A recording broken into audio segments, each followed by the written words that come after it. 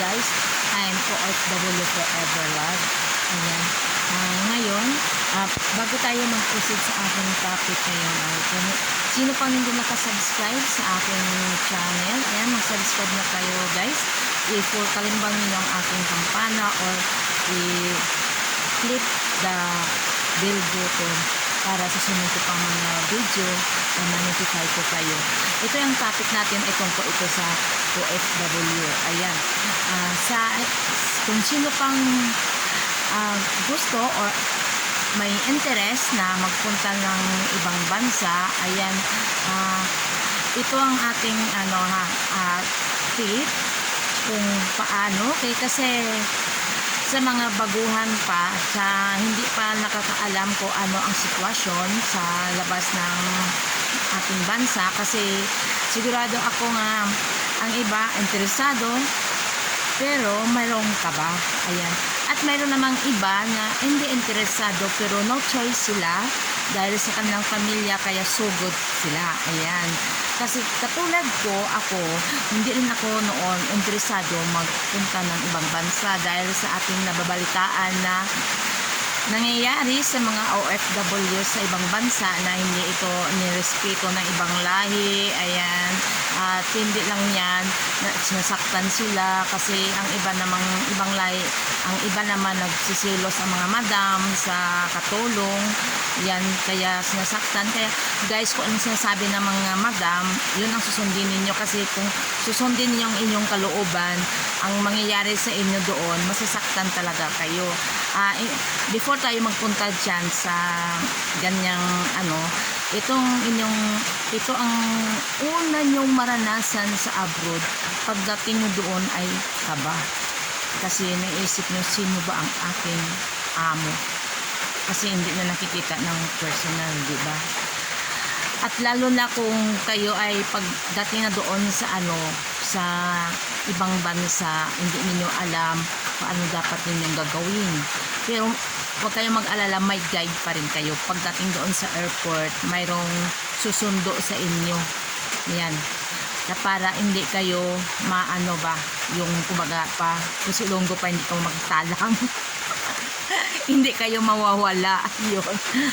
May mag-guide sa inyo kung saan kayo pupunta. Yan. Kasi alam nila pag OFW yan, may mag-guide sa inyo doon. Dadalhin kayo doon sa FBI kasi kukunan kayo ng fingerprint. Ayan. Bago niyan, tapos pa kayo doon. Parang kumbaga pa kunting meeting or kunting seminar or orientation. Yan. I-orient kayo doon sa loob ng airport. At ituturo sa inyo kung saan kayo maghihintay sa magsusundo sa inyo, kung sino ang agency na susundo sa inyo, yung parent agency, kasi dito connecting agency lang dito, subsidiary baga pa, pero ang agency talaga nag-hire sa atin yun doon sa ibang bansa. Kaya yun, pagdating doon may kukuha sa inyo na agency driver yon. Kaya yon, sakay kayo at dadalhin kayo sa sa agency, kasi doon ninyo hihintayin ang inyong employer kung sinong kukuha sa inyo. Lalo na kung ang employer makukuha sa inyo, hindi yun doon sa picture na inyo kilala. Ayan. Oo, kasi experience ko yan. Kasi iba ang expectation ko kung sinong kukuha sa akin, iba ang sa imagination ko, kasi ang sa picture ay lalaki, amo kong lalaki na bata pa. Yung kumuha sa akin, babae, matanda. Kaya akala ko yun ang nanay niya, yun ang alagaan ko, kasi doon sa kontrata iisa lang yung kasama niya. Hindi ko naman alam may anak pala, kasi ang ibang mga employer hindi nila nilagay ang anak, kasi alam nila nga ibang Pilipina hindi gusto mag-alaga ng bata, Kaya yun, kaya ako na-scam ako doon eh. Kasi akala ko walang anak, kasi ayaw ko talaga magbantay ng bata, kasi ang iniisip ko baka madisgrasya ang bata, madisgrasya din ako, kaya yun ang iniisip ko, kasi takot talaga ako mag-abroad noon, pero no choice ako, kasi kailangan ko talaga mag-abroad dahil sa mga anak ko, dahil college na yung panganay ko, sunod-sunod na yun. Kaya kailangan ko mag-abroad kasi nawala na nga ako ng trabaho dito sa Pilipinas. Kahit may trabaho pa ako dito sa Pilipinas, alam ko hindi ako maka-afford na ipaaralin ang mga anak ko sa kolehiyo, kasi alam nyo naman sa probinsya konti lang yung sahod, kaya kailangan natin talaga mag-abroad. Kasi noong buhay pang aking tatay, yung tapos na ako sa pag-aaral ko sa kolehiyo, ayan, kasi I'm taking accountancy, pero dati accounting pa yun, Bachelor of Science in Commerce, major in accounting. Kami ang last batch bago nag-accountancy. Kaya yun, gusto niya mag-abroad ako, pero dahil takot ako sa abroad, hindi ako nag-abroad talaga hanggang nag-asawa ako, nanganak, hanggang lumaki ang mga anak ko, hanggang nagtrabaho ako. Okay naman ang kita ko, okay, kasi sa nagtrabahoan ko, may salary kami pero may commission din. Kasi sa contract ako nagtrabaho, kasi pag mayroong remate, siyempre ibibinta yung mga alas o mga bulky items. Yung bulky items yung mga TV, motor, or lahat ng mga hindi related sa gold. Kaya pag nakabenta kami, mayroon kami incentives at commission. Ayan. Kaya ako, hindi ako nag-abroad kasi kasya naman ang kinikita ako. Kaso lang, yung lumaki na palang anak mo, iba na pala ang budgeting, no? Lalaki din ang budget. Kaya yung time na nawalan na ako ng trabaho yun, nag-decision ako mag-abroad, pero takot pa rin ako sa Kuwait. Ang gusto ko, Malaysia, kaya kasi sa isip ko, pag hindi maganda ang aking amo, yun, mag-backdoor na lang ako. Sasakay na lang ako ng bangka, papunta dito ng Mindanao. Kasi ang Malaysia malapit naman lang sa Pilipinas, kaya yun. Kaso lang matagal pala ang proseso ng Malaysia. Kahit na-interview na ako doon at nakapasan ako sa interview ng Malaysia, wala pa rin akong employer. Kaya, tumawag sa akin ang agency ko na mag-try ako ng Kuwait. Kahit natakot ako, pinapalakas ako ng loob ko ng ating agency, kasi sabi ng ating agency, kahit saan man ako pupunta, kung panahon ko na talaga. Yun ang sabi niya. Kasi i-try ko daw, kasi yung edad ko, malapit na ako mag-birthday ng time na yun. Kasi October, mag-44 na ako, kaya hindi na ako pwedeng maka-abroad pag 44, kasi 43 ang edad ko ng time na yun, kaya pasok pa ako. Kaya yun, kahit natakot ako, mag-try ako magpa-interview ng Kuwait. Yun, nakapasa ako sa Kuwait at mabilis na ang proseso ng Kuwait. After interview, punta na agad ako ng Davao.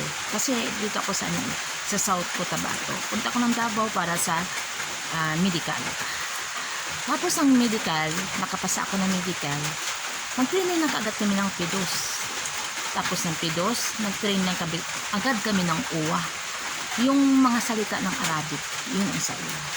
Yun. Pagkatapos nun, nakapasa na kami, agad ako pinadala ng Maynila. Sus my God, sabi ko wala akong pera. Kaso lang, yung pa-Manila namin, libre naman ng agency ang aeroplano. Pero wala pa akong pera.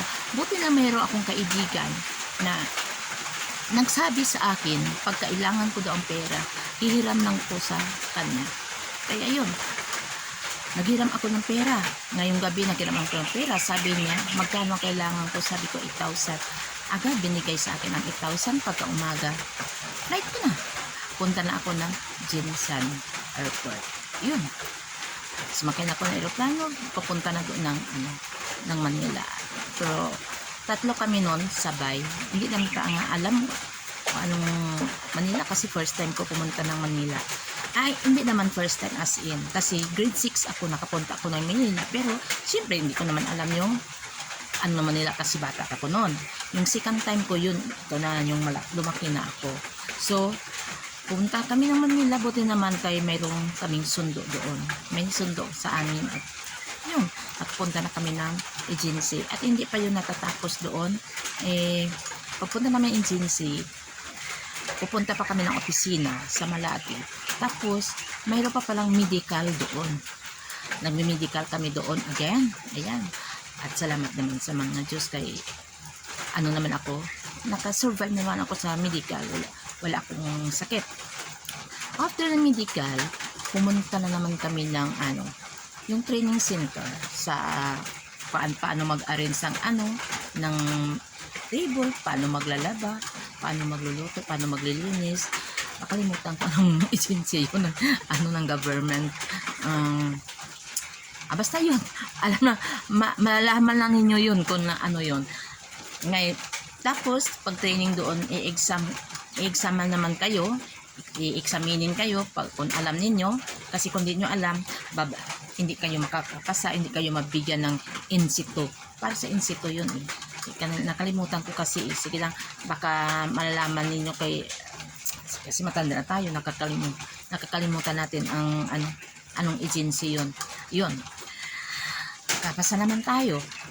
Pagkatapos nakapasa tayo, agad may ticket na agad ako pakuwit. Ay, ang kaba ko. At bago pa pala dyan, may condiment pa ako nga nabasag. Sus, nakabahan ako kasi baka pagalitan ako ng manager namin kasi nabasa ko ang condiment. So sinabi ko agad sa ma'am namin, kay Ma'am Jenna. Ma'am, sabi ko, nabasa ko ang dalawang condiment. Sabi ko, babayaran ko na lang. Sabi ko. Tapos, ma'am, kinabahan ako eh. Sabi ko kasi, malapit ko na yung flight. Sabi na, huwag kang kabahan. Sabi niya, kasi lahat ng malas mo, dito na nagpunta sa condiment na nabasag. Ibig sabihin, swerte ka. Kasi pagdating mo ng Kuwait, sabi na, mabait yung amo mo, sabi niya. Kasi mayroon kaming aplikante before, ganun din, nakabasag ng condiments. Tapos, yung nakapunta ng Kuwait, abay, tumawag. Mabait daw ang amo. Sa isip ko sana, magbilang anghel ang yung manager namin na mabait ang amo ko. Yung doon na kami sa Kuwait, ang kumuha sa akin, ilang araw pa ako doon sa agency namin kasi hindi ako kinuha kaagad ng amo ko. Pero marami doon nga mga aplikante pa nga hindi pa nakuha. Iba doon, mga 1 month na kasi yung time na yun, Ramadan kasi yun. May 1 month pa doon nga inabutan namin, may 15 days na doon na abutan namin. Tapos yung halos lahat, yung kasabayan ko kasi 13 kami, halos lahat nakuha na, parang 3 na lang kami natira doon. So, parang kulang ang ating oras guys sa kwentuhan natin about sa experience ko. Sa susunod naman nga video, ipagpatuloy natin ang ating experience. Ito ay binabahagi ko sa inyo para malalaman ninyo at makaisip kayo kung ano yung ang inyong dapat gagawin. Kaya ito guys, nagpapaalam si OFW. Sa wala pa naka-subscribe, please subscribe niyo at saka i-like ang ating video at i-share para maraming iba pang mga gusto mag-abroad at malalaman nila kung ano ang dapat gawin. Bye bye guys!